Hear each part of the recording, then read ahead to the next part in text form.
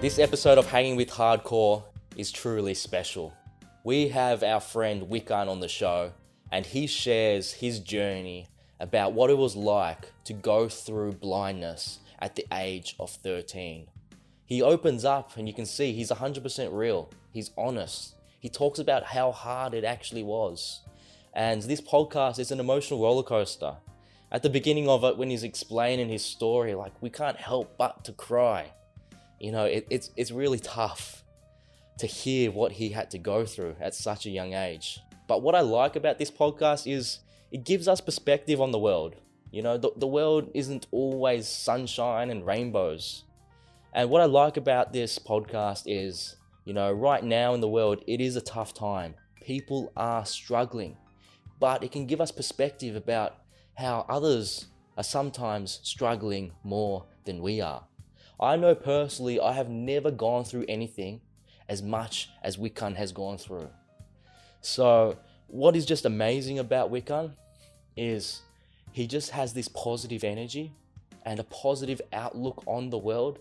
And literally, like right now, just thinking about him, he's putting a smile on my face. So, you know, he's a special guy. He's a hero of ours. I hope you watch this podcast and enjoy it. There's so much value and wisdom from this guy. So, please enjoy. Thank you.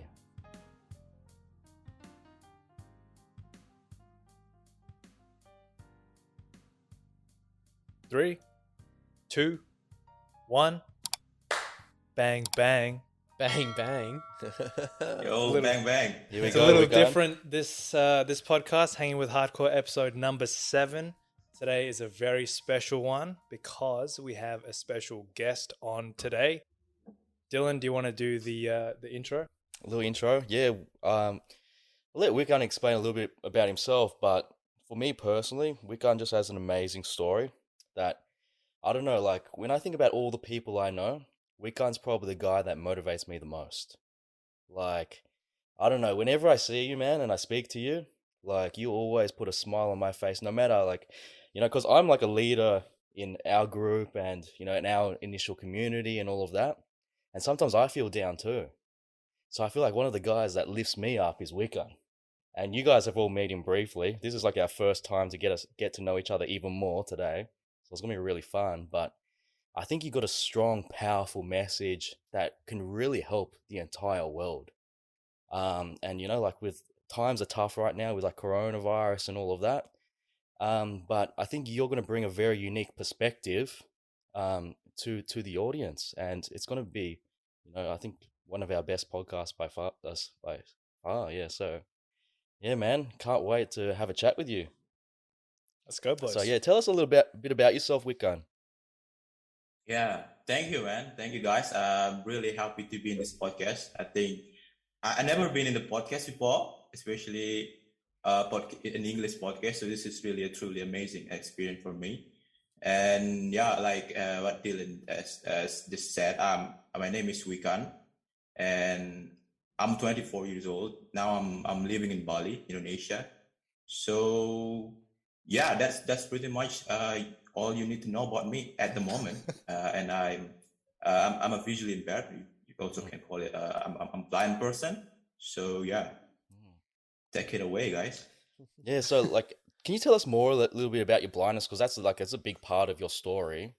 Like, how Yes. actually blind are you? Can you describe that for the audience so they can understand? Yeah, I went blind at the age of 13 due to an eye problem. It's called retinal detachment. I don't know actually much about the medical terms of it, but it basically means that I was losing my sight over and over and gradually. And at the age of 17, I went completely blind, and now I'm 24 years old, and I'm completely blind on both of my eyes. So I actually became blind at my earlier year, so it wasn't really blind from birth, as many blind people out there. So yeah, basically totally blind, and you know, if you are totally blind, it means that you cannot really see any lights or any things at all, because some blind people actually do able to see a little bit light perception in their eyes. So you can see absolutely nothing. It's just darkness, is it, for you? Yeah, it's all about darkness, and but if I try hard enough, I think I could see a little bit of lights, especially during the day, but not much, not to the point that it's really meaningful. So yeah. Wow, man. How is that experience from being able to see to going to not being able to see, man? It was actually really annoying, man. So, like at the age of 13, I was still a young boy. I was still a young boy, just doing all of this crazy thing with my friends. But then, because I used to wear glasses, right? I used to wear glasses, but a thick one. So it's actually also had to do with my eye problem, and then it gradually become worsened over time. The transition was really hard from being sighted to become blind, and I think I also lost some friends during the journey, and certainly did lost a couple of friends, and it was really hard. I think it was really annoying and so hard because I really like watching stuff. I really like reading, like newspaper and stuff. So watching cartoon and whatnot, you know what I mean? It's like that's what everybody did at my age at that time. So I think that part was really quite difficult for some people, especially if you are kids, right?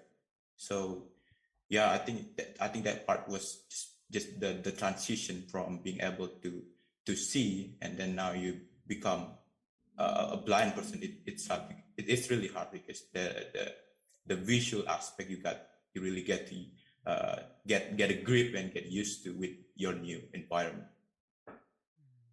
Damn, man, that's tough upbringing, dude. Like Yeah. you said that you lost a few friends along the journey of like when you became blind. Is it because blindness in Indonesia is just seen as a bad thing? Like, do they not respect it there? Does it have a bad Connotation. connotation to it?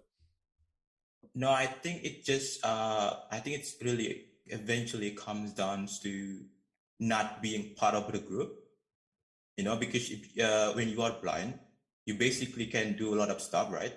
You just can go out hanging with your friends with a motorcycle, for example, because we here really love motorcycle and stuff, and we cannot basically do what other people do, especially like a cool kids. You cannot just go around. You need some assistance in some ways, because and especially during my earlier stage being blind, it was really hard. I didn't really know what to do. I didn't know how to be blind, actually. I didn't know how to live in my new condition. So my friends, they just, I think, I don't know, they just became bored. Because what else can you do with a blind people, right? Unless you're just talking and discussing stuff, and that suddenly didn't really entice them really that much.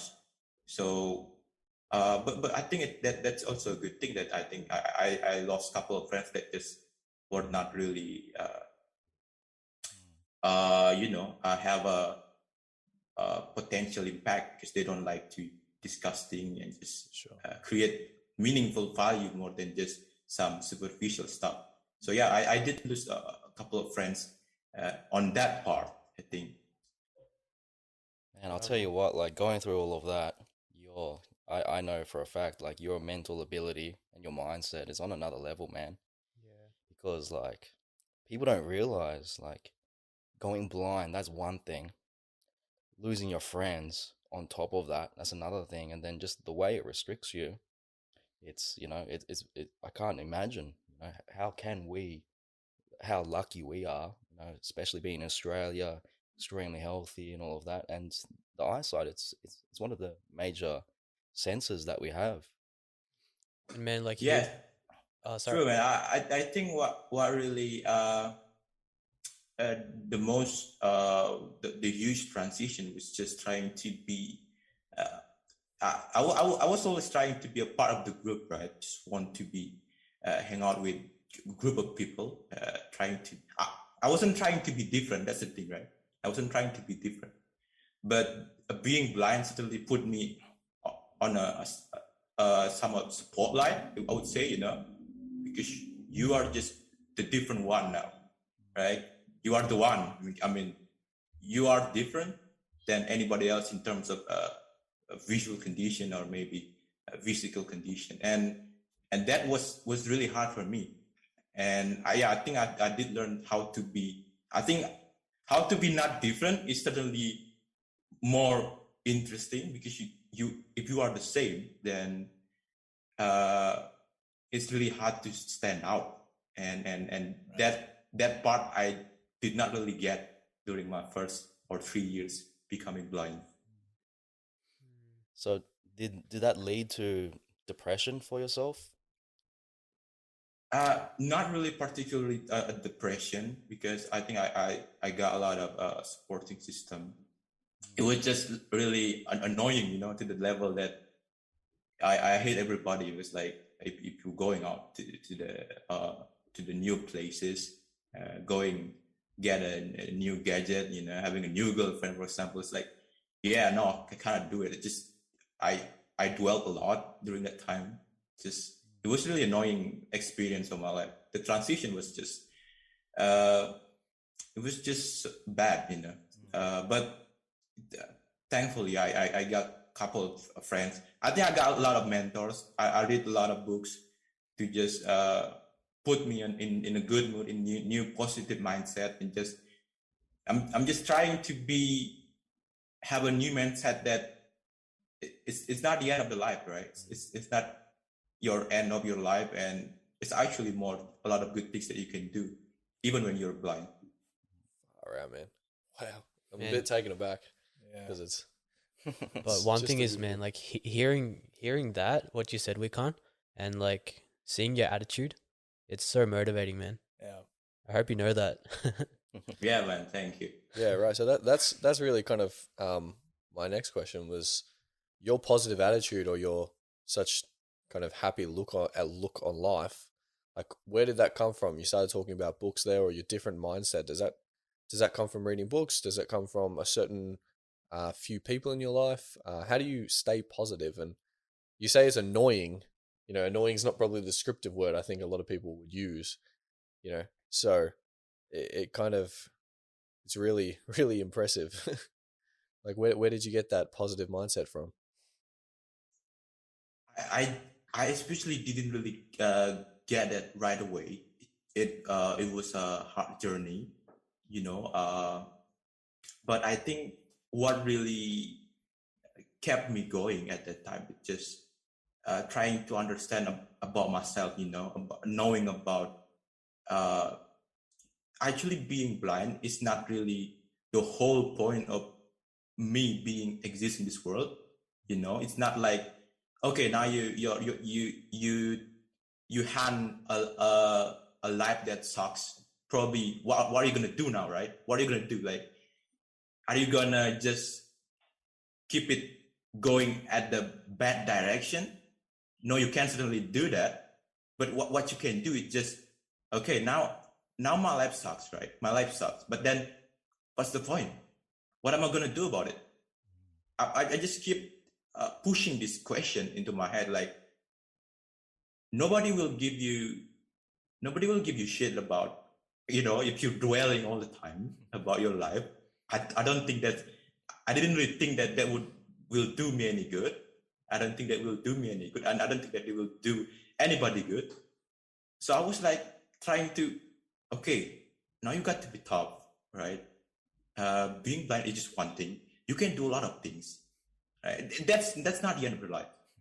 And if I put blindness at whole my existence, that just makes that everything about my life, just doing something, working on something, meeting people, that's gonna be about blindness, right?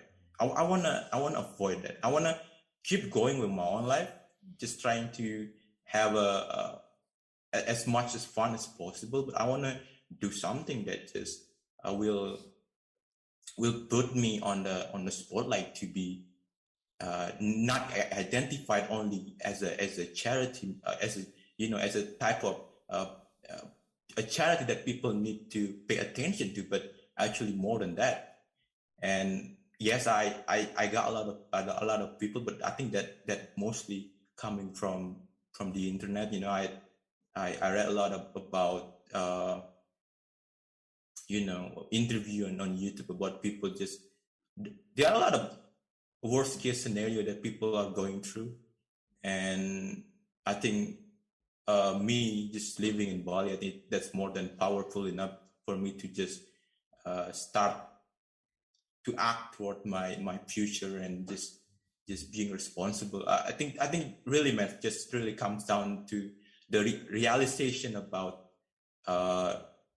it's not about myself, I think realization that I can do more. It's not always about being blind and living in the worst situation because you are blind. I think I can do more than just sit at home and waiting for people to just have a pity on me. I don't want to have that kind of, and that's realization I think woke me up from my slumber party, I guess. I don't know. Damn, man. Yeah. Dude, that gave me goosebumps. I mean, and I hope we can get this to as many people as possible, because that message right there is so relevant to what a lot of people around the world are going through right now with COVID. Everyone's feeling down on themselves. They're feeling sorry for themselves, and we've got a man here like Wikan who's simply won't allow his medical condition, blindness, to be his identity. People get wrapped up in their own identity of what's going on around them at every single time. And Wikan here, who we can all agree has it, in most eyes, or the consensus is worse than anyone, and he's not allowing that to put him down. It's far out. Yeah, man, that sounds a lot like extreme ownership. Are you familiar with that mindset of extreme ownership? Yeah, actually, you guys told me about on the last episode. I think I really took interest on it. Actually, I've been reading the book by Jocko Willing about the extreme ownership, but haven't really finished it yet. But you learned it all by yourself, didn't you, from your life? Yeah, I think if we're looking back to the moment, I mean, when I was 17, you got all of this hormone, you're just young, you're just dumb and I don't know, you just broke, dumb and wild, and you got this blindness. It was different, right? What are you gonna do now, right? What are you gonna do? But looking back, I think I did try to have an extreme ownership mentality, but it wasn't really an easy journey. It wasn't really an easy, and it's still not an easy journey. I'm still learning, but again, to my point is just how can you be responsible with your own life? Like you said before, blindness is not the identity. I mean, I know that a lot of people with disabilities might have a different mindset, because not all disabilities are the same. But I think I don't want to let my disability define me, because now you guys talking to me, you guys see me as a person, not as my disability, because I have a value to share, I have a point to make, and I have a story to tell, right? It's not always about I'm just sitting alone in my room trying to wait for people to have a pity on me. That's not going to happen. And part of having extreme ownership, I think, just be responsible. I think I learned it the hard way, that I don't think life is not all about this fairy tale, like you're gonna be happy at the end of your life, you have a happily ever after life and you're okay now, just the end of the story. No, It's not gonna work that way, right? It's not gonna work that way. It's never worked that way. And world doesn't really owe me shit, I guess, nobody owe me shit, you know.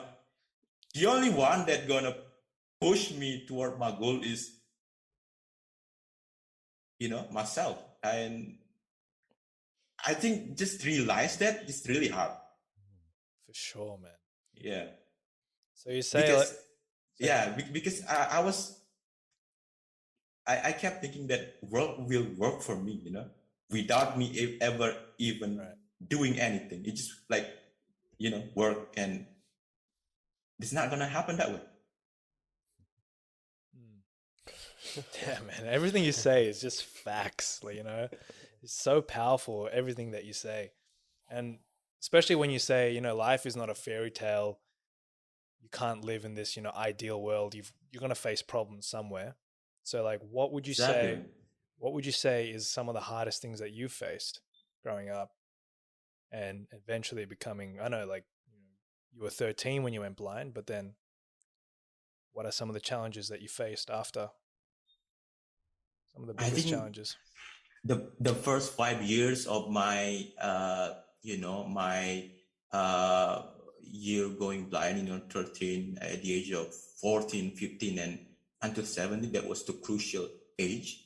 Like, you're just becoming more more adult about your decision, who you hanging out with. And the transition that I realized that I need to do something, it doesn't really matter. It doesn't really matter what that is, but I cannot just really dwell on one situation. It's again back about having an extreme ownership about my condition. That this is me. I cannot really do anything. This is something that I can't really control, right? Me being blind, that's something that I can't fucking control. Yeah. What am I gonna do about it? No, I'm just going to America and start to get some surgery. No, I don't think that would be possible. That wouldn't be really wise. They would take shit tons of money, and I don't think that is something that I can control. And what's something that I can control? Like, I think again, extreme ownership. You yourself, like your mindset, your way of thinking. If you push harder, you make something. You push harder, you make something. You create values. Do something. I don't care whatever it is. Do something that serve you toward your goal, right? And at that time, during my senior high school, I was in this special education school, right? It was it's basically the school that nobody even wanted to be a part of. Let me tell you the truth, right? It's just so okay. Let me put it this way. It was so different to be in that school because I was the only one student at my school. So I had a lot of time to think about myself, to think about my future, to think about what I've been doing and what my mindset and what I did wrong. And at the time, I just that was really a huge transition, like just being alone and just realized the world will not work for you if you don't work for yourself. Nobody owe me shit. No, my mom doesn't really owe me anything. My dad doesn't really owe me anything. Nobody really owe me anything unless I'm working on something. So I think there was a pivotal moment, I think, that during my 17, 18 years trying to transition to college and start working towards something that is truly meaningful for me. I just got one. So yeah, man. I got one question for you, Wikan. I don't like to dwell on all the negative stuff, but I'm very curious. So you're going blind at, what was it, 14? Age of 14? 13. 13? Yeah.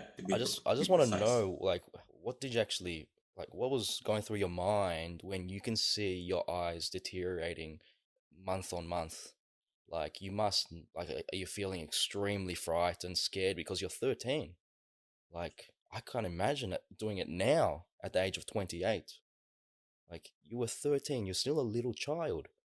So like, Yeah. that must be extremely frightening, extremely scary. Like, surely you must have gone down an emotional roller coaster, found like a a dark place, and been extremely like you must have cried almost every night. Am I wrong? Well, not really every night. Yeah, maybe when there's a new football match on the TV, then I cannot really watch it. I just get really angry. Yeah. Because I really love football. Watching football with my brother, with my cousin, and not having those luxury anymore. It was a hurting experience, right? Cannot do something that you enjoy. But I think if you mentioned it right now, it's going back.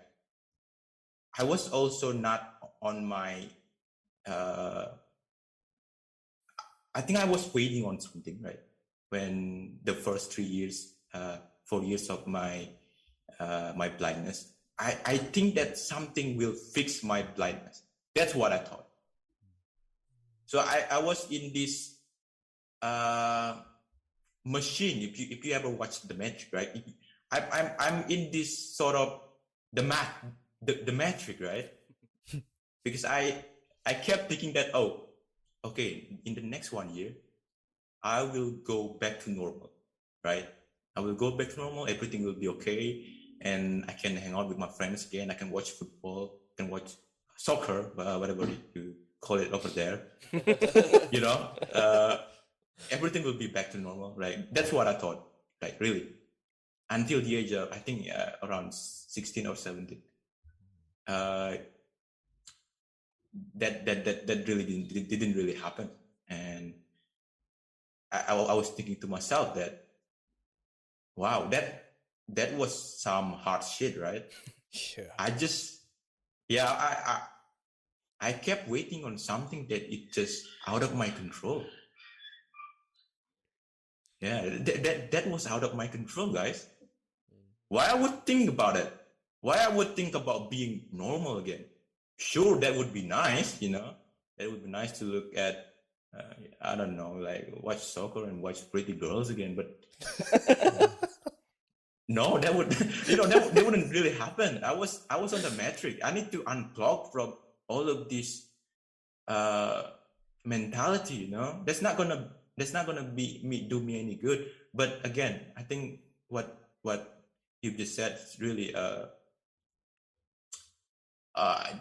looking back, I think I was on that mentality for sure, because it was not really, it wasn't really it was not easy to just go from unplug yourself to this extreme ownership. You need time. You need to learn the hard way. Yeah, man. So you take that extreme ownership, and it's almost like you're forced to grow up quicker because of that experience that you had when you were 13. Absolutely, man. But Absolutely. it also sounds like you're very focused now. Do you feel a lot more focused? I feel a lot more focused when I start to take ownership about my life. Yeah. Take more ownership, that control what you can control and do not control what you cannot control. I think that's some basic shit, right? But if you, not really, it's your mom said it, your dad said it, your cousin, I don't know, maybe your uncle on the next garage might said it. Everybody said it. But if you learn it really, okay, now understand the phrase, understand the sentence. Like, if you do not experience it, you will not really understand about controlling something that you can control, not you cannot control. You know what I mean? Yeah. You get me? Again, boys. Wow. It's really true. I know. I think. I think I did really control a lot of things that I couldn't really control. Like what other might people think of me when I becoming blind? That was the hard shit. Oh, what might people look? What might people people might stare at me because I'm just walking with a white cane, like, oh, that's not too good. People might have a pity on me. Okay, blah blah blah blah, and then at one point I just, I don't give a shit, Let's go. I just gone, man. I'm sorry. I Let's cannot go, really Wikan. let that thought running through my mind and just damage everything. Sounds like Johnny Boy, Yeah. right? Yeah, I think the perspective of one of the things you said in there is good for people. Is you said watching football and it's soccer, but that's okay. Soccer. You said watching football. Let's just It's call it football. soccer. Let's For the just call it record, soccer. it's football. I'm It's just football. kidding. I'm just kidding. You said watching football was a luxury, and everyone I know, including me, for the longest time, you think it's a right. You think seeing is a right. It's just something that everyone can do. And the reality is that far out for some people, having not having those luxuries actually, in Wikan's case, makes them better. But for just us in general, and all people, what I'm trying to say is, like, realize how lucky we are. Yeah. Like, we haven't had to deal with the challenges that Wikan has, or many other people. And I know you don't want the pity party, Wikan, but there's a lot of people out there who are not taking responsibility for the small things in their life or anything in their life. And you're out here screaming to these people saying, get off your ass and start doing something. It's, I don't know. That was a bit all over the place, but far out. You're motivating, Wikan. Inspirational. I'm a little bit lost for words today. I think we Far all out. are, man. So Wikan, like, what age do you reckon you decided I should stop feeling sorry for myself and I should start doing something about it? I think it was not really like a aha moment or light bulb moment or something, when you just, oh, okay, now at the age of 17, I've just changed everything, and you just become the next John Wick or something. No, I think, yeah, it really, in reality, that kind of thing, man, it occurred really gradually. I think I'm still learning. I always call. I always say this to people that I don't think that I'm really that inspiring. I'm just living my life, But it's really, I really appreciate when people take notice about that and just start improving their life, because I also wanted to impact on what I'm doing. I want to also create value that people can share, that people can also take motivation out of it, and that's cool. More power to you. But yeah, I think it's happened very, very slowly. I think at the age of 20, when I was in college, I still had this thought that I couldn't really be a part of the group, because there are always some group out there they just don't really like. They think that hanging out with blind people is just so troublesome, and they just do not really interested. And okay, I think it's fine, but I'm slowly becoming better with myself. Then I'm just seeing this. I think I read this letter from Jeff Bezos. I think when he stepped down from his role as a CEO, and one word that really resonated to me, just you cannot really, I mean, there's 1,000 reasons for you to be typical, right? There's 1,000 reasons. Like, even there's 1,000,000 reasons for people to be typical. But if you are able to be untypical, there will be more power to you, because people just going toward typicality. Never ashamed of being different, I guess. Yeah. People, they want to be typical because it's safer. It's a safer option. Yeah. They feel more involved. Exactly. Yeah. Yeah. Just wondering, Wikan, did you get the nickname John Wikan before us, or was it us? Hey, Actually, you know what? When I was in college, I got this my buddy. It's actually my best buddy, and we really a huge fan of John Wick.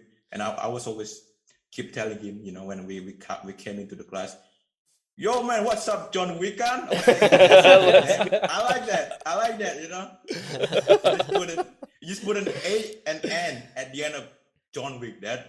John Wick. I'm gonna go with a focus, man of mission. You know, if you stop killing my dog, Oi, Wikan. that's cool. It's really funny. We'll make sure no one steals your dog, Wikan. I probably might create a podcast, you know, with that name, you know, John Wick. John Wikan. John Wick. Yeah. Are you familiar with Star Wars, Wikan? Not really, man. Oh, really? You don't know much about No. Yoda? No, I actually I never watched Harry Potter and Star Never Wars. watched it. Wikan. Oh my god, Harry Potter. That's actually God. one movie that you know, now I'm being blind. I think I wouldn't really watch it. I'm not gonna watch it because it's too late, man. It's already done. Wikan. That's one of my favorites. I should have watched it when I was able to see. You know. Man, I guess kind of the next question is like you know a lot and you're reading extreme ownership at the moment. Like, how do you consume information? Like, what's your best way to learn? Yeah, I think also a huge pivotal moment is for me to also learn about technology for the blind. At the age of, I think at the age of 15, a teacher just introduced me about doing this computer stuff, you know, how to use computer if you're blind. I thought it wasn't really possible at the time. I thought my life is going to be just, you know, working with a white cane and just living in a you know like in a cage, you know, like people will read at me, you know, like all this kind of stuff, you know. Actually, it's really funny because when I was sighted, I saw these blind people walking with a white cane, and I just had this you know sort of you know feeling pity about him, and now I'm being blind myself. I think that's gonna be different, but learning about technology using computer. There's a computer that actually I'm using right now. So it has a software, a screen reader software, they call it.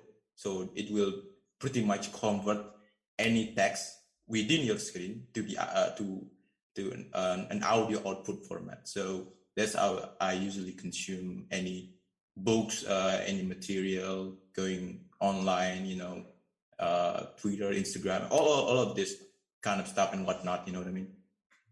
What was it like learning how to use the computer for the first time? The getting used to with the ability to understand using a computer just by using a sound, that was quite a learning curve.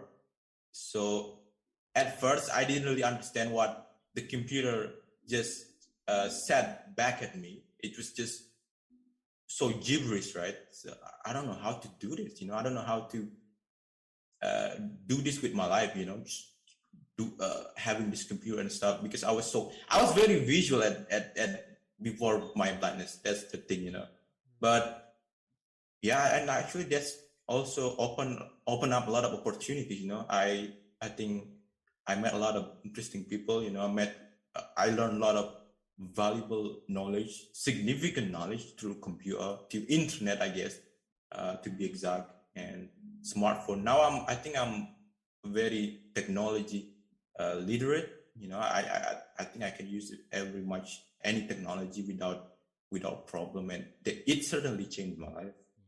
Is that For the technology? better.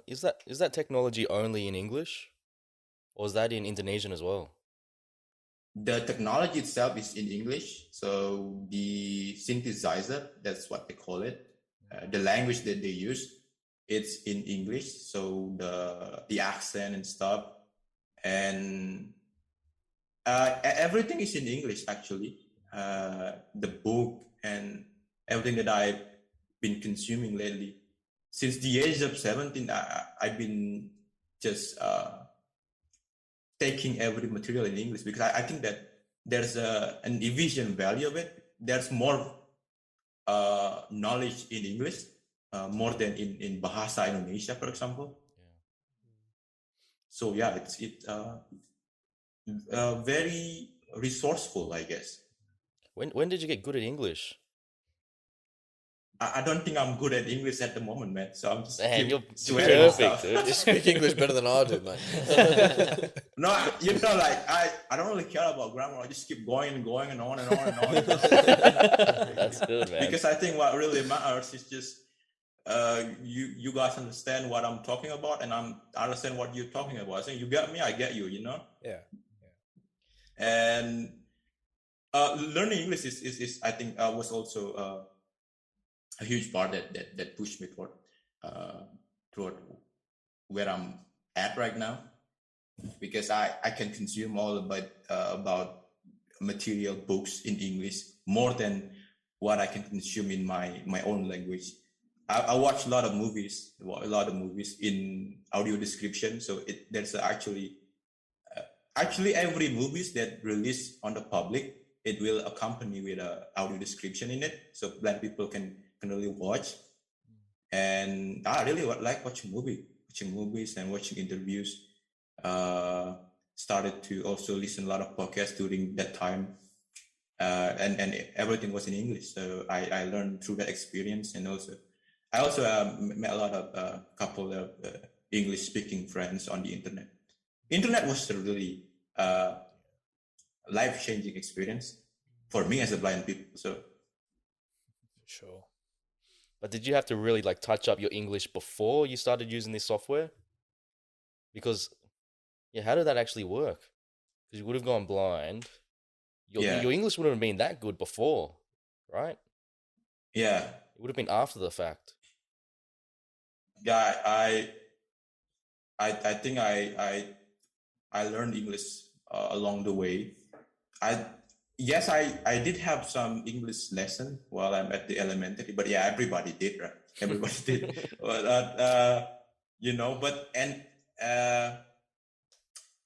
because the thirst for new knowledge, man, I think that was the driving force for me to just touch up and brush up on my English. I just need to improve on my English, because I want to read this book and it's not available in my own language. So I need to think about the way. How can I read this book, right? So interesting. I think I remember at that time I really wanted to learn to read Napoleon Hill, Think and Grow Rich. Yeah. Yeah. It was available in Bahasa actually, but it's not available in digital format. So there was no way for me to really access it. But it is available in digital format, but it's in English. So and that was the motivation, because I really want to learn something, and the only way to do it, to open more opportunities, is through English. Crazy. Yeah, man, that's crazy. Learning English while learning the knowledge at the same time. Yeah. Other than that is the most effective way. You just you get the knowledge, but you also learning at the same time. Even more powerful. Two birds, one stone, man. It's interesting that you can actually retain the amount of knowledge while you're learning English. Like, because we see a lot of problem with people on the beginning of their journey of not retaining knowledge because they try and get through it too fast. Guilty. Guilty. We're all guilty. So it's very interesting to me, and maybe it actually helps you retain because you had to slow down and really understand every word of what was being said. So it's really interesting. I think it was really hard for me to understand a whole book. It would take me around 2 weeks to just really finish one book, even it's like 100 pages long. Right. It's like 2 weeks, but I had no complaint because I got nothing to do as well, right? So I was pretty much a student. I was focused on learning. Yeah. There was no work, there was anything that pressure me to do something. And I think that was the beautiful part about being a student, being a learner. You focus on learning, and you take whatever they come at you, and you just learn it rigorously. Other than Bahasa and English, do you know any other languages? Have you taught yourself anything else? Yeah, Balinese probably because I got it from my mom. Other than that, I don't know, man. Yeah, Nice, I nice. might try to speak French. Might try to speak, but no, I can't really do it, man. It's But so yeah, hard.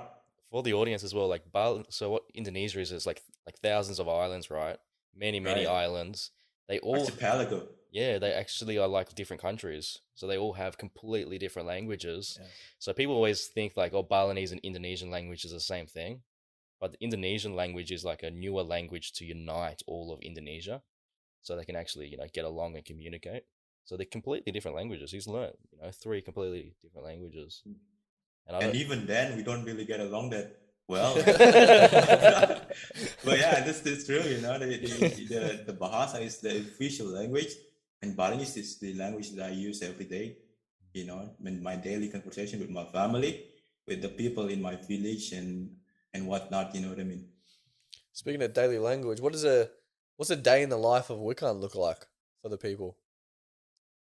The day alive of weekend is just it's an interesting question actually. I started to have this routine about my life. I think I really also inspired by your last episode.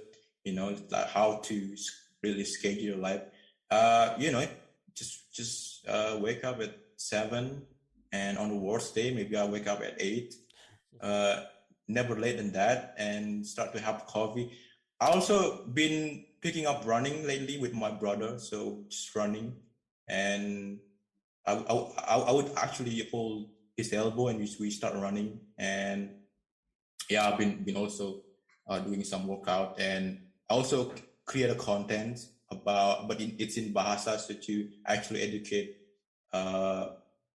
basically people that people with disabilities for in mostly about like investing and and financial, because I think that some of my friends really took an interest on my journey with investing. Also, I think Dylan also taught me a lot about investing, and yeah, I did create a content and share it to my friends, and I also really would likely to spend my day reading about something, and the book that I'm reading, just trying to pick up on that. And yeah, and at the moment I think I'm just learning more and more about everything, trying to open my mind about new possibilities and new opportunities out there. So I think there's a lot of opportunities, especially in the digital age. Yeah, man. What's been your investing journey like? Oh man, yeah. It's been. I think I'm still learning. I'm still learning about everything, and now I'm putting quite a lot of money in crypto, I guess. So Dylan might kill me about this, but anyway, yeah. Yeah, yesterday was like a bloodbath. But yeah, man. I think so Dylan might also agree about this, but I think a long-term vision is the key, right? Yeah. Long-term vision, compound interest, right? You mentioned this over and over. How to compound interest your investment. It's not I think about really investing, but any habit. I think, right? Any habit. I also have read that the atomic habit. I think it's also really applies to everything, investing, daily habit, and everything that you do in life. So yeah, been really focusing on that, and hopefully it will grow even more in the future. How did you get started with that? Was it through Dylan, or Nice. how'd you Wikan was already investing before we even mentioned it. how'd you do that? What made you get into it? Yeah, I think my one of my teacher introduced me to investing, but it's in Indonesian stock market. I haven't really put my food in the outside of this country yet, unless we're talking about crypto. But yeah, I got introduced with my teacher, and last year I think I was also introduced to Dylan with my cousin, and then I learned about crypto and also investing in more. Dylan have mentioned me about reading this book called Zero to One Technology. And that was the first book that I was really skeptical about all of this technology, because I said, that's really overvalued and stuff. And yeah, the value of scalability and investing in the future, I think, really motivates me to just put my money, because I don't want to work forever, right? I don't want to work forever, and I want to create something that is fun but also impact people.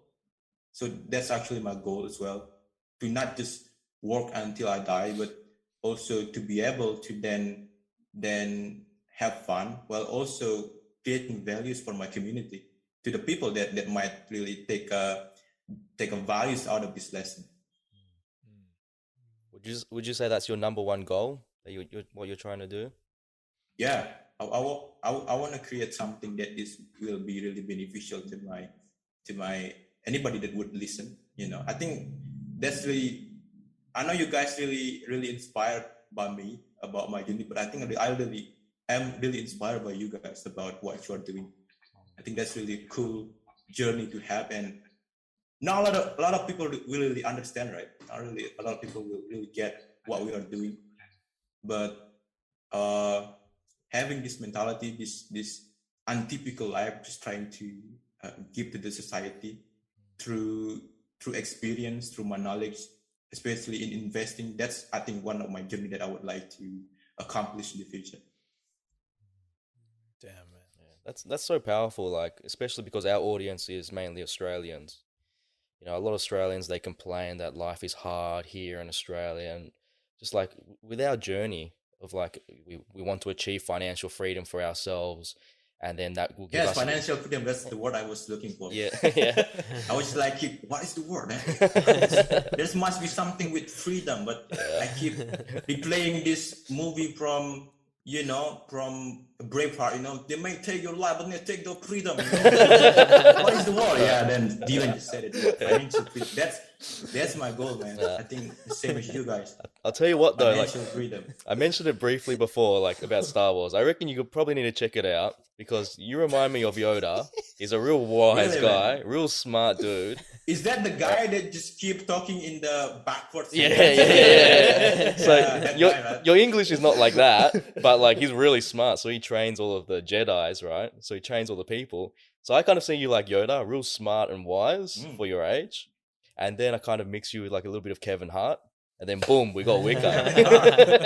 Yeah, because you're just so funny, man. I'm not as short as he is. I'm way taller than him, man. Come on, man. Yoda's also got green. To give me something. How tall are you? I'm 5'8", I guess, 5'9" on the good days. What does it even mean, right? Good days? I don't care. Just say 6 foot, Wikan. Don't worry about it. Dude, Yeah, I swear, yeah. you can do stand-up, man. It's so fun. Probably might gonna do that, take some comedy. I don't know. That's cool, man. That's a good idea. But what I was saying before, in terms of like our audience is Australian and all of that, and a lot of people, they're stuck in a negative mindset, like similar to how you found yourself in like this dip when you're losing your eyesight. A lot of people, they're in that dip right now. And like, I think it just comes down to like gratitude, how grateful you are, and just to realize how lucky we are here in Australia, because, the first thing that we have is our health. We have our eyesight, we have all of that. Second, what Wikan didn't have is English. We have English, and Wikan was touching on it, how important that the English language is. It's literally unfair because everything is in English. There's hardly any like actual knowledge in Indonesian. No one makes it in Indonesian. And then the third thing is obviously Australia is a first world country and Indonesia is on the come up, you know. So life is very easy in Australia because you can, like what we always say, you can work at McDonald's. We always like to use an example of Nando's because a lot of us work there. But we can make What is Nando's anyway? oh Nando's. It's like Yeah. the grilled chicken, like ayam bakar, but it's Oh. what is it, like Portuguese version. So like they have like a famous dish in Indonesia, their fried chicken version. Yeah. I mean a grilled It's, chicken version. it's quite a huge deal over there, right? Yeah, Nando's. yeah, Yeah, it's big pretty deal. big. Yeah. It's Yeah. good, man. Big deal, right? Yeah. Yeah. But the crazy thing is for us, we can work at these places, these fast food restaurants and stuff, and we can make $20 an hour. Like, can you give some perspective to the audience about like what life is like in Indonesia in terms of like the pay? Like, how much money is like the average pay for an Indonesian just beginning? Like, once you get a job, like, how much do people make per week in Indonesia? Oh, obviously you cannot really make $20 per hour here. There's no way, man. Uh, I think they put it in a 1 month period, so you might get the average pay range here in Bali is around my area is $150 per month. Yep. So Around that number. So yeah, no, there is no unless you got a really good job, right? I think you can really have a good job with like all of those sophisticated degrees and stuff. And in a different part of Indonesia, it's also very different. In Jakarta, that might be really higher salary, but also the basic necessities and also the cost of living over there is also really high in terms of the salary. I think in Bali, for example, I think it's not really that bad. If you compare it to other parts of Indonesia, people here are still generally very, very simple in their life. Meaning that there's also a very inexpensive food and very simple and affordable basic human needs. We work like the standard 9 to 5 in Australia of 8 hours of work. One day in Australia is how much the average Bali person gets paid for the month. Wow. 8 hours of work. 8 hours of work or 7.5 hours of work is $150. yeah, and the crazy But you thing, also get to pay your coffee with $5, right? that's if you get it from the shop. I Yeah. know, man.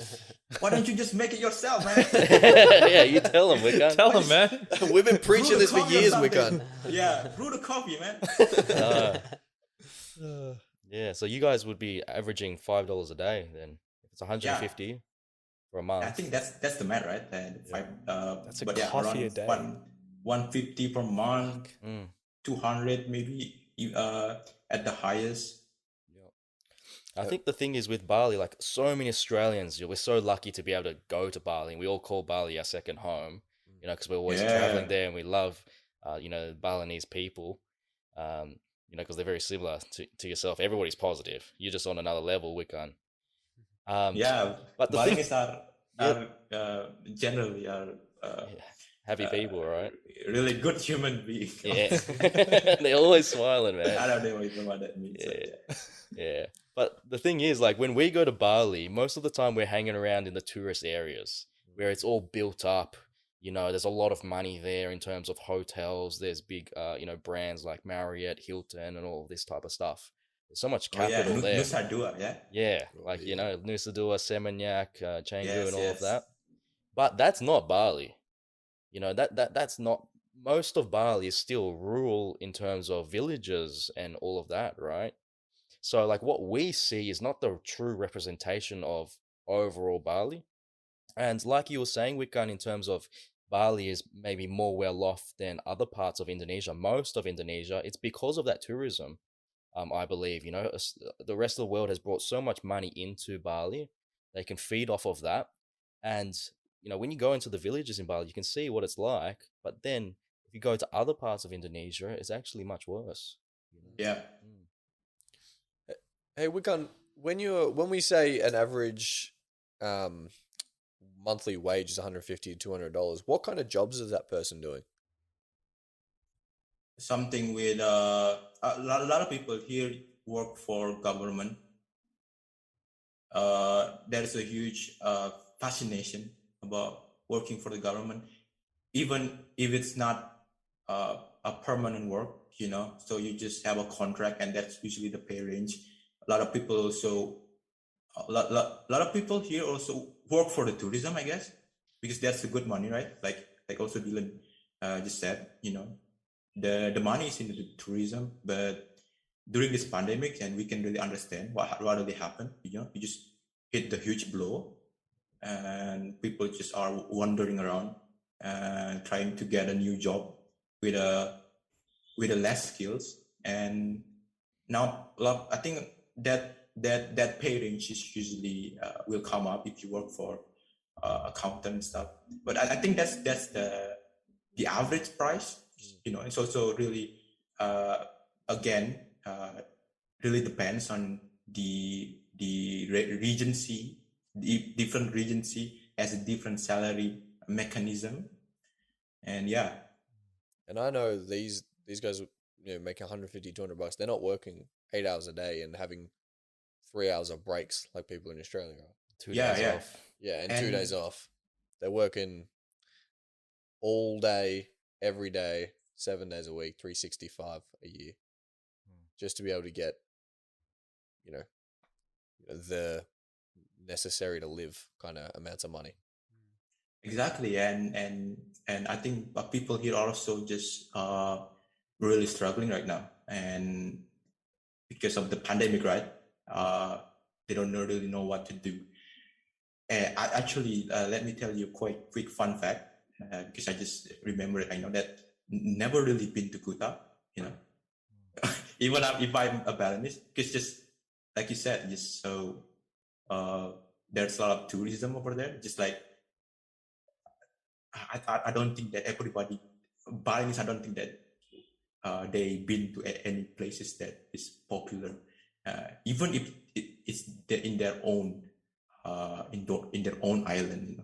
It's like, for example, don't really entice me that much. What do you do then? What are your hobbies, Wikan? What do you do for fun? I like working out. Something that everything that just what other blind people are just, if you see blind people, blind people might never really take up running, because how can you run when you're blind, right? But all of those stuff, like watching movies, I think investing, I think also reading book, and just flourishing myself with knowledge. That's all of my hobbies. And I really also like talking with people. I hope I can do a lot of traveling in the future, because that's also a really a huge part of my my interest. I really keen on knowing about other culture, and just having a fun and also exciting life. Just part of it, just try to reach the financial freedom mentality. Are you currently working, Wikan? Actually, I will be working for the UN. UN? Oh, God damn. Yeah, but for the UN, but I think I'm still working on the medical clearance, but I already got accepted for the UN, but it's based in Jakarta. Let's go, Wikan. What? Yeah. You didn't Congrats, tell us that. You're a humble man if you didn't tell us that one. Wow, The man. UN. No, man, I want to make it as it's just I don't know, something a little on the side of the screen. You know what I mean? Just just focus on Wikan, that's the title. just being a beast. Being a beast, just like, being the one, man. The one. What are you doing for the UN? Can you fill us in on anything? I'm actually will be, if this medical clearance will work out, because I'm still working on trying to correspondence with the UN headquarters in Geneva. So I will be working as an inclusion officer for the UN. So for the UNICEF to be precise, and doing a 1-year contract. in Jakarta to analyze the issue of inclusion and especially for people with disabilities in the UN agenda. Oh, that sounds really fascinating, right? But yeah. Nice, man. How did that come about? This is crazy. No, actually, I went for an interview two weeks ago. 2 weeks ago, I went for an interview and I got the acceptance and offer of letter.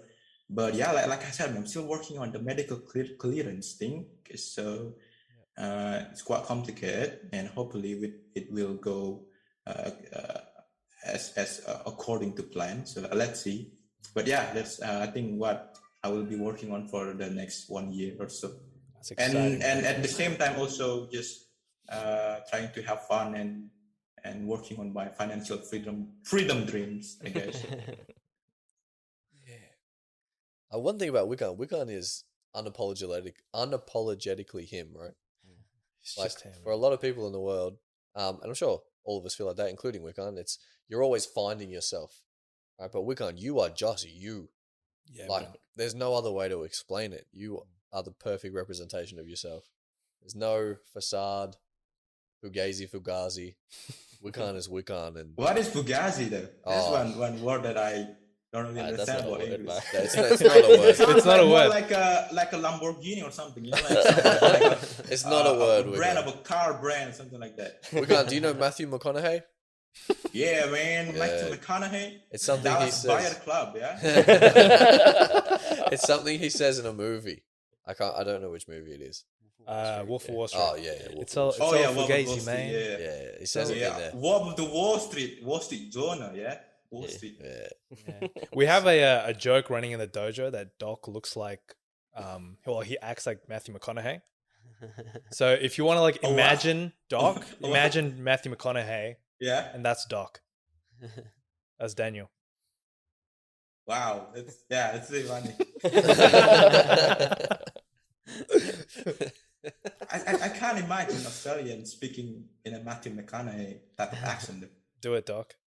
Well, I can't actually do it. Yes, you can. That's the thing. I can't even do. You know how he says, "All right, all right, all right." It's not even close. It's pretty close. That's Yeah, more country. yeah. It That's sounds more country. yeah. It's all like, right, all right, all I'm right. from Texas. Huge fan of him, man. Keep it doing it. Maybe it could be your tagline or something. You know, all right, right. Yeah, All right, all you right, know, all right. just got a new crops already, man. Bought me in the night. Let's do it, man. You're so funny. Hey, let me tell you something, man. Even though I think it's you guys living in a really well-established and most developed country, Australia, you got to be also careful, man, because all of this crocodile, man. That's one thing that's one thing that you got lucky, man. You got to be careful. It's not all about fun and living in a good well-paid over there, man. You got to be careful about this kangaroo. I think you guys mentioned it before, yeah? Yeah, snake and all of this black widow spider over there, man. Crazy, man. Watching Nicole Kidman yesterday on David Letterman, it's like, oh yeah, in Australia there were a lot of crocs. What else, man? Kangaroo, black widow, and oh, man, it's not that good. Yeah, it's supposed to be good over there. Come on, man, you make it worse. I don't know what to say to that. Let's get back to topic. Got it, Man. What's some All right. segue over there? I'm just wondering, Dude. in Bali right now, because most of the jobs come from tourism. Is there any government support at all, like during the lockdown and stuff? Because like in Australia, people are getting paid to do nothing. What's it like in Indonesia? What's it been like the last 2 years? What's they call it? Giving money to the people. I think that's called Got it, stimulus checks. yes. You know, Yeah, like- stimulus yes, checks. stimulus check. We Yeah, call- people here. I think some people are getting the stimulus check, but not all people. It's obviously it's not evenly distributed. Yeah. If you, Right. I think if you, I probably might be wrong, but if you are not get well connected, because now a lot of people are really in tune about their rights I mean, you can always apply for a stimulus check if you know about internet connection and stuff and technology, reading on the news. But not all of people are really well connected through technology, right? I think, there's the thing, like a stimulus check, and I think the government are really pushing hard toward the prakerja. They call it the prakerja, but basically what it means is just giving people an online course so they can rejuvenate their career or maybe start working on new career. So yeah, that's one thing that I think the government has been really working out really hard in this last 1 year or so. Do you know how much money roughly it is for that stimulus check? Any idea? Not really sure, man, because I'm not getting any. Yeah. But yeah, it's a very rare thing, right? Like, how does it actually work? You're saying you have to be connected? Is it connected to the internet, or is it like more corruption? No, I was trying to say just the information about that is just not evenly distributed. It was because Balinese, for example, not all of them are really digitally literate, Yeah, and all of this information, how to apply, how to get to the courses, to get the stimulus check, you got to apply. And that's even more complicated for people that just, an average people in Bali. And even so, I think if you have a more connection, you can get more, you can get nominated first compared to if you don't have connection. What I mean by that is just people who are receiving those stimulus checks are sometimes, or most of the time, are just people who are not really eligible for it. Yeah. Because it's money, right? Everybody wants money. Yeah. So we have care here for disability. Is there anything like that over there in Bali? Like a social security? Are you talking about? Kind of. Yeah, just cover for like there's certain funding that the government does to pay for all the extra disability costs and stuff like that. No. Here's what I know, right? In Australia, and especially in most English-speaking countries, they have this disability benefit, meaning that I don't think. Well, I might be wrong again. I don't want to jump to conclusion, right? But in America, in Canada, actually, people with disabilities over there, they get paid while doing nothing because there's a disability benefit. And in Indonesia, no, there is no such thing, not yet. So if you are disability, if you are blind, if you are in a wheelchair or something, if you don't work, then you don't get paid. Well, you might be able to apply for like a benefit programs or grant or something, but it's mostly it was really not that significant. So there is no like a permanent benefit for people with disabilities in Indonesia, and it's just so huge. It's just so huge. What I mean by that again, people with disabilities are in Indonesia are not really documented that well, so the government don't really know how many of us, maybe there may be people with disabilities in a suburban area, in the village. They are not really all documented. So getting the help, the benefit, the stimulus check, for example, is really hard because you don't have the data. Not enough The infrastructure. data is not really updated. It's not really well documented yet. So if you were in control and you had influence on the government, what would you do in Indonesia to sort this out? Okay, some 1 million question, I guess, this one. I think I don't think like giving people with disabilities money, for example, is gonna solve their problem. You actually really want to empower them, empower them through their creation, through their potential. So I think if I was in position of power, what I would do is just to really create more meaningful programs and activities to empower them. So to basically not teach them to bite the fish, but teach them how to fish, right? Again, basic shit, right? Basic shit. But yeah, I want to create programs, and not really just some programs that, I mean, I know it's been done over and over again. It's probably have been overrated before, but programs that can teach them how to live independently, how to be powerful toward their financial freedom, their financial literacy. That's got, it's hard to pronounce, but yeah, financial journey, trying to get them out of their situation.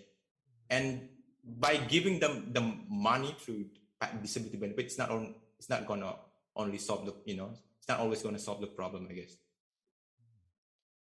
You got to teach them how to fish, I think, not just give them the fish. But here's the thing, yes, you cannot really give them the fish, but you have to teach them how to fish.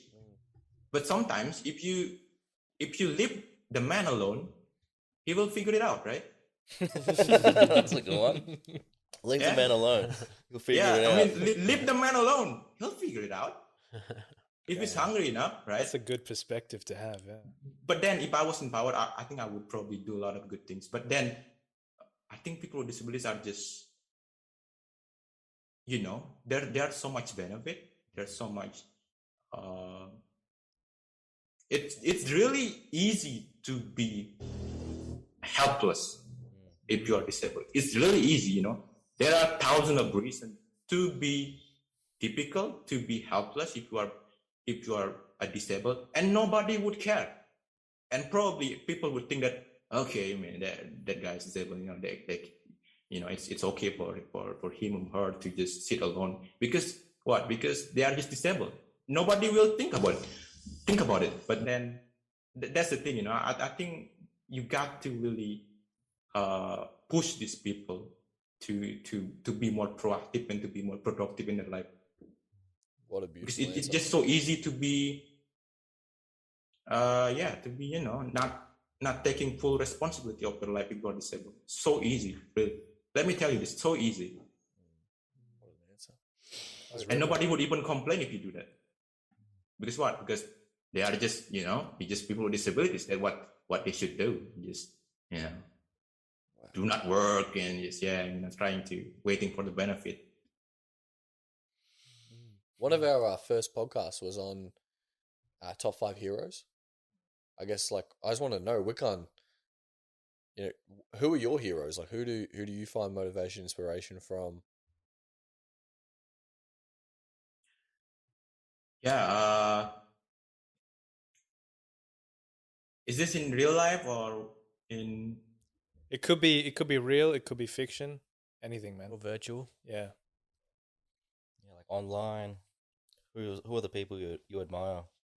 Could even be characters off of movies or whatever. Oh yeah, I'm thinking about this question, but then now I just lost for a word. That's all right. I don't know, man. Probably. I really like Zlatan Ibrahimovic. Ooh. Oh, Interesting. Okay. Yeah. And I really like his mentality, his toughness. Although he's kind of a little bit cocky at most of the time, but I really like his rigorous mentality. That's one thing that I like about him. I also really like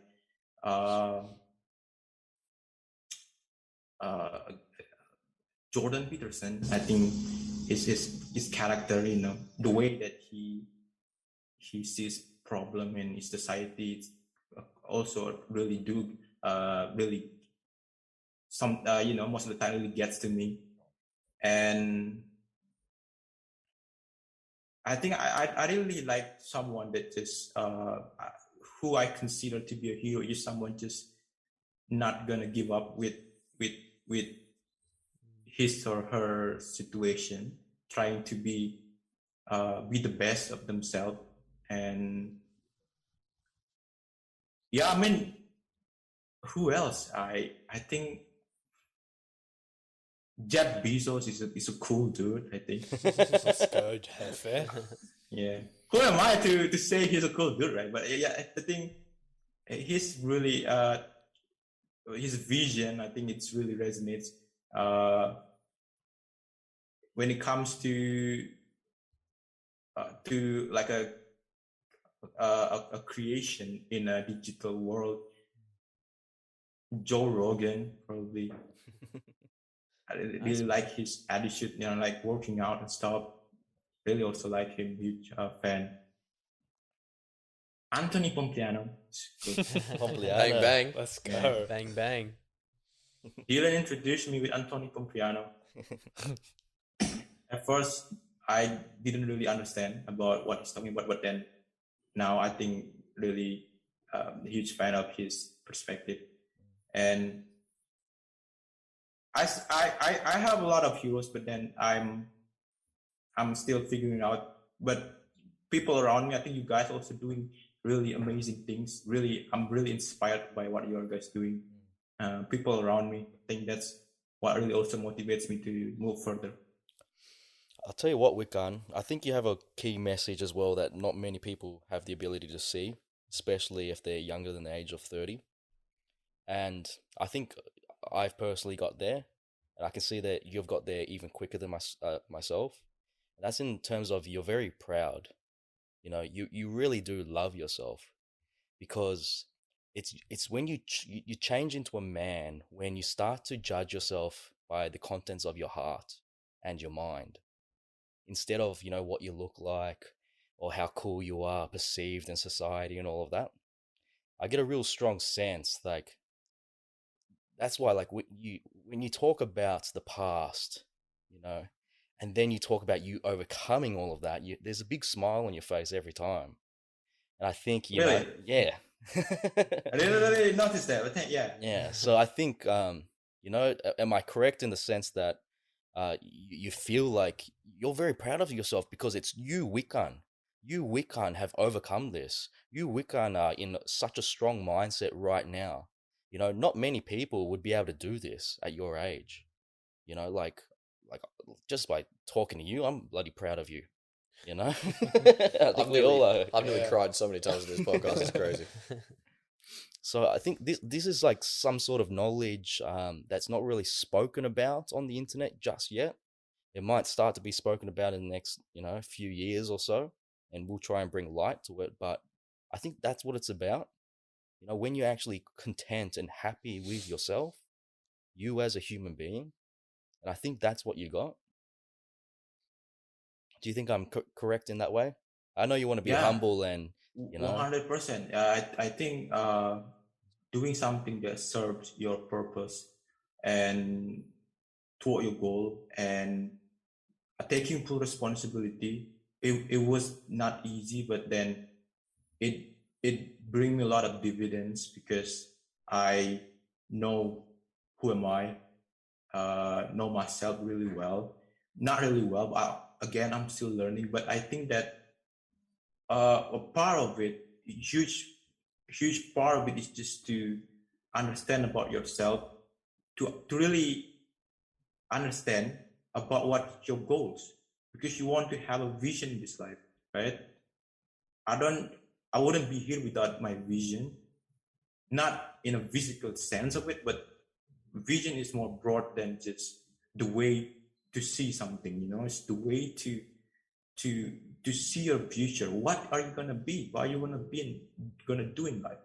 Overcoming my fear is certainly it was a very challenging period of my life, but then I'm really grateful because I think that I'm doing this day by day, day by day. I just try to be better about myself, overcoming fear, and yeah, and I'm also very grateful if anybody, I think if you guys might see this as value, and again, more power to you, and it's really great. I didn't realize that it's really great to be able to help people, I guess, Again, it's a basic shit, but helping people, it's so, it's very enormous if you be able to help people with your own knowledge, and you love it, right? And you love it. Like, for example, if talking about investing, I think if you give people trying to direct them in their investing journey, you help them achieve their financial freedom, and you're also feeling great about yourself because you are helping people with your knowledge that you love. And if I'm talking about overcoming fear, okay, I just remember that one of my heroes is I think really changed me a lot. David Goggin. There it is. Yeah, read his book. Man, it was beast. Like, and I was thinking to myself, geez, what I've been doing right now, you know? Yeah. I feel that, man. The guy is not only has physical strength, but also motivation. We don't have to run 1,000 miles, but I think put this in our perspective, create a mental toughness, that's most important, because life will throw you shit. Life will throw you lemon. You got to turn it into lemonade. My life, I probably will not be, go back to my normal condition, so-called, again. But it's fine, like, I don't have to dwell on it because it's still my life, I'm gonna be happy with my condition because I'm gonna make the best out of it. Being blind is just not the end of my life. I'm still gonna make a lemonade for this life, I'm still gonna make it the best out of my life because it's my life. I only live once. I don't want to ruin it, I don't want to ruin it because I'm fucking blind, it's not gonna work that way, man.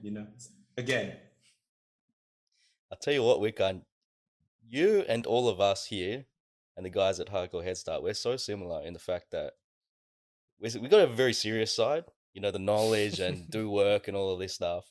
But again, we don't take ourselves so seriously. We love to have a laugh, joke around and all of that. Yeah, it's true. Yeah. So it's been so, so lucky that we've been able to connect, and yeah, I'm really grateful for it. Same. That's why I also really take really good advice from you guys. That that's one of the cool advantage of having a financial freedom, right? You could do a lot of things once you reach this type of mentality and mindset and condition in life. You could help people and still having fun at the same time. That's cool. That's really cool. That's amazing. I'll tell you what, it's gonna be a fun I want to be time, part man. of that movement too. Yeah. It's gonna be a fun time, man, when we finally meet you in Bali. We've got plans for all of us to go over there. Can't wait. We're gonna You meet wait. you, man. Let's go, Wikan. Let's go. You should have told your prime minister to open the border first. Dude. Jump it into your We're meant to be your there canoe right or now. something. I will swim there, man. Yeah, man. Let's put the shrimp on the barbie. Put the barbie on the shrimp. Put a Barbie on the shrimp. Yeah. Oh man. All right, mate. Dude. What? I'm honestly speechless throughout this whole podcast. It's yeah. And this has been my first podcast. Never been on any podcast. Man. It's been You're really expressing man. yourself so well, fun. man. Yeah. Wikan, it took us like 6 months to even be able to speak the way you're doing right now. And Literally. even then, like, wow, how you are so articulate. Like, you've thought through everything. You've really come up with your own opinions, your own thoughts. And I think it's awesome to see. like with us four, we've all had like a perspective of what it's like in a third world country or a developing country, and which is why we have this drive of what we're doing now with Hardcore Headstart. It'll be good. This podcast will be really beneficial for the audience that really haven't gone there physically, and they could like hear Wikan's story and how he has no excuses. He's not a victim at all, and he sees his disability as a way to empower himself and to achieve so much for himself. I think that's so powerful, man, and pumps me up every time I speak to you, dude. Yeah, man. Never become a victim. That's the thing. I think I also perceive myself as a victim. Sure, I'm not gonna lie. At first, you couldn't really help yourself, but just realize that you're not a victim. Because if you put this victim mentality, you're not gonna move any further. Nobody will move any further. You'll become a victim. And again, I'm not gonna lie. Everybody will go through this experience, and once you realize that you are a victim, you will become a victim, right? Victim is just victim mentality. That was really hard, but yeah, I think we all are learning at the same time, just trying to just take responsibility. Responsibility is the key, taking responsibility of your life. I think we all can agree about this, like responsibility. Just by taking responsibility, you will gain understanding, also full ownership about your future, yourself, and also what you can do in life. Absolutely, man. What's something that you want to do but you haven't done yet, Wikan? Traveling. Just the traveling, yeah. Yeah. I've been to Thailand. I've been to Malaysia, and that's why I really would like to traveling again. This might come as a surprise because what are you gonna do? I mean, you're gonna still see the same thing. Like a lot of people just might tell me about that. Like traveling, like it's not gonna do any good for a blind people. But then I really love traveling. It's just the sense of it, to be able to venture to different countries and yeah, man, I wanna live my life, man. Again, I wanna live my life. Yeah. Are there any countries that you have in mind, Wikan, that you want to travel to? Oh, I never to developed countries. If you put it that way, Yeah. Yeah. Wow. Hey, Wikan, while you were losing your blindness, losing your eyesight, I should say, and now you're fully blind, did you ever have an increase in your other senses? Like a super hearing, for example? Yeah, I'm not sure if you've seen, what is it, Daredevil? Is that the movie? Yeah, That's what they say, yeah. Daredevil, yeah. Yeah. It sucks movie, right, man? It's pretty average. The TV show is good though. Jennifer Garner or something, I guess. Yeah, and Ben Affleck. Ben Affleck, yeah. I was thinking about that one guy, who did a lot of movies, but none of them are just okay. Then Ben Affleck got me, man. Gotcha. It's hilarious. In these last 2 weeks, my family just mentioned to me that I have a really good sense of smell. I don't even know what it means because I think I smell everything and I just pick up smells very very good now, and that's one thing. But again, I think my hearing is the same. I don't think that I have a super hearing like a lot of blind people out there might trying to declare. It just because you're it just works that way, man.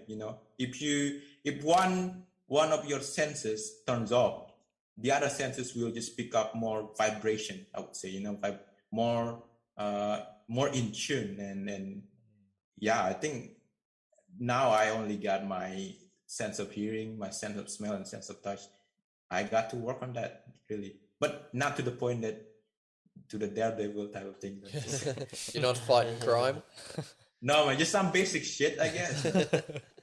Hey man, and I was also curious. You've mentioned your family and your community a few times. How did you receive a lot of support from them during your time of blindness, or? Yes, my family has been a huge part of my life.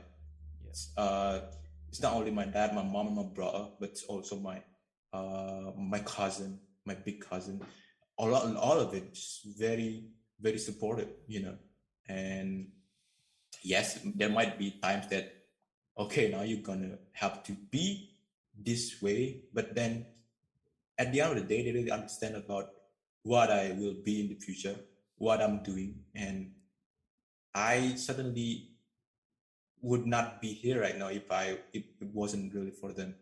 My community is also I spend a lot of people with my fellow blind people that they also really like to tell story about they're trying to do this investing journey, and I certainly could give one or two things about giving them advice. It just I really love helping people, not only my community, just people in general, with their problem, whether it's an investing journey or something, with the knowledge that I have, and it's really fun doing it. Well, I guess leads to the question of like, John Wikan, what is the dream? Like, what's your dream? It sounds good, man. I'm started to grow on me, like John Wick. Started to grow on me, man. Somehow. That's the best. What's the dream, man? What's your dream? The dream is actually very abstract. I have this vision about reaching a financial freedom. Just retire as early as possible. Do something that I love. It's not that I don't love what I'm doing right now, but I think do something that give me flexibility, give me power, give me freedom, and doing that while also having fun at the same time. And good sharing my story and also traveling at the same time. And how can I be able to sustain this while also maintaining my financial needs? That's my dream. I know it's very abstract, but I think I could do some do a lot of things to serve that dream and to serve my purpose. I'm making a bet right now that you get there. Yeah, man. Hopefully, man. I'm betting on Wikan. I think I really could learn a lot from you guys. It's not just one way of communication. I think I could really learn a lot from you guys and really working on my future. It's gonna be wild. It's gonna be a bumpy ride, but yeah, that's the fun, right? Yeah, it's the fun, man. And it's rewarding at the end when it's a bumpy ride. Yeah. There are 1,000 reasons for me to not do that. Yeah. There are a million reasons for me to not do that, to just be typical. But then, like fuck it, man. Fuck it, man. You're John Wikan, man. Come on. Yeah. You know what, man? Screw that. Screw that. Let's just do it. Tell him, man. Yeah, you only live once, man. Tell him. Well, unless you believe in reincarnation. What do you believe in? What I believe in? I believe in if you are hardworking, then something good might come at you. Just be nice to people. My mom always said that just be nice to people, and people will respect people if you want to be respected. 100%, man. Yep, absolutely. So anything else, boys? Yeah, is there anything we missed? Wikan, anything you want to say? No, man, thank you so much for having me. It's been really, truly a lovely experience talking with you guys. Man, I honestly can't wait for everyone to watch this podcast. I think they're going to really resonate with your story. I can't wait to meet you. I can't wait for you man. Hey, looking forward to for you guys to come here in Bali. Yeah. Yeah, and I can't wait to bring Yeah. you to Australia as well. Yeah, man, Show you around. hopefully- Put some shrimps on the Good. barbie, man. Yeah, put a shrimp on the barbie and saying oi, oi, oi, oi, man. And I keep it going, man. Keep it 100, yo. Keep it 100. You gotta keep it hardcore, man. This is what you are guys doing is really inspire people. Just to let you know about that. Thanks, man. Thank you, bro. I think Everybody got a story to tell. I believe everybody got a story to tell.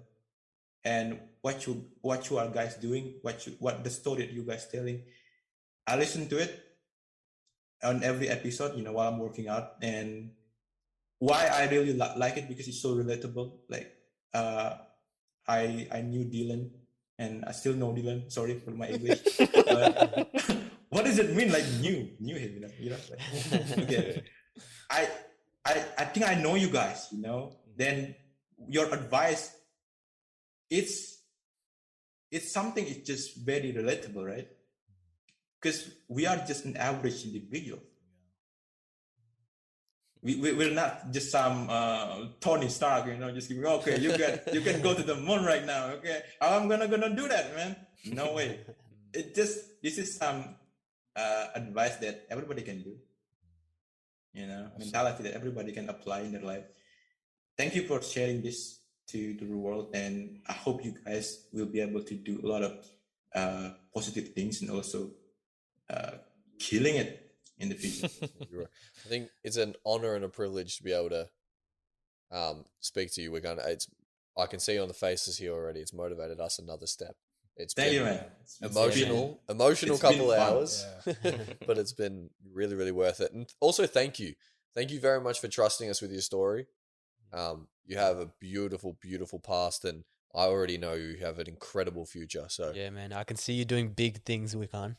Very big things. Yeah, well, we're gonna work it together, man. Yeah, that's We'll it. work together. That's Hopefully, it. For sure. we'll be able to make these things great. And yeah, keep it up, guys. first It's time, been but not the great. last time, Wikan. Yeah, you're definitely coming on again, Wikan. Yeah, Can't wait man. to Thank have you so in the much, vlogs. Yeah. Little Wikan in the vlogs. man. Oh yeah, is that one of the new content will be coming out? Hey. The vlog. Hey, eventually, Hardcore Wikan. Headstart vlog. It's coming. It's coming. You should do it. No, it's a really cool idea. Just think about it. It's coming. It's coming. It's coming. All right, Like, boys. a vlog in Bali or something is really cool. Oh, Oh, absolutely. We're Can't coming. wait. We're coming. All right, guys. Thank you so much. Thank you Alright. for having me. All right, boys. We'll pack it up here. If you guys enjoyed this episode of Hanging with Hardcore, episode number 7 with a special guest, we hope you found it really valuable. If you liked it, please drop a like, hit the subscribe button. If you haven't hit the notification bell, hit it now so you don't miss a beat.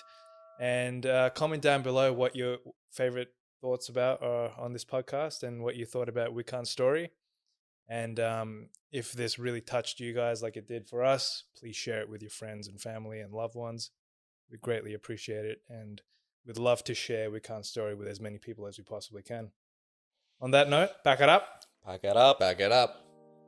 pack it up. Do you want to say it, Wikan? Pack it up. Say it, Wikan. Yeah, pack it up. Pack it up. Pack it up. Yeah, Thank you, pack it Wikan. up. Let's go, boys. Thank you for listening.